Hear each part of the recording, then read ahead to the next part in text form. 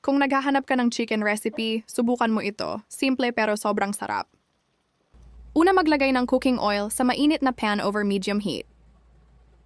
Then prituhin ang mga nahiwang talong until mag-golden brown.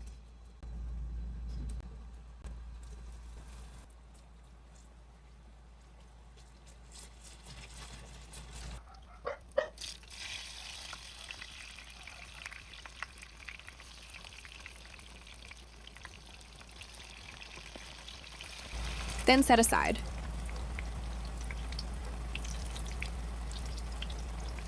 Sa same na pan, igisa ang onion and garlic for a few seconds.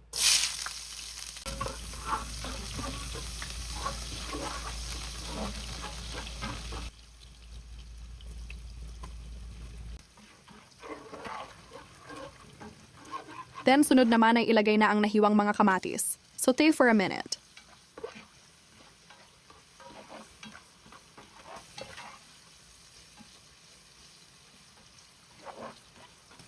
Next naman ay ilagay na ang mga nahiwang mga manok. Gumamit ako dito ng 1 kilo ng manok, pwede ninyong dagdagan kung marami ang gusto ninyong lutuin.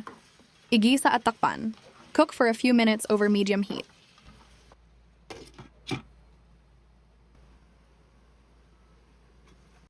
Palagyan itong haluin para pantay ang pagkakaluto ng mga manok. Maglagay na rin ng ground black pepper.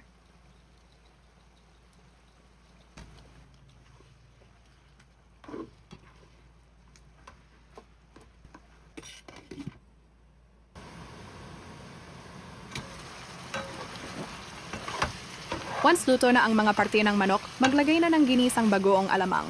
Mas malasa kasi kapag luto na ang bagoong alamang at mas masarap. Igisa lamang ito for a few minutes.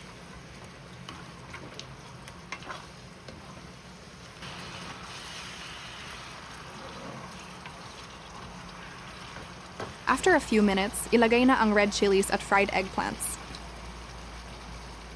Simmer for a few seconds.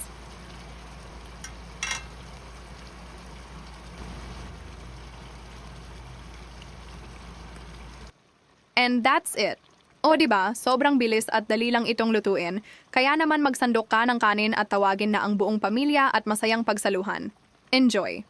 Thank you so much for watching. Subscribe, like, and share.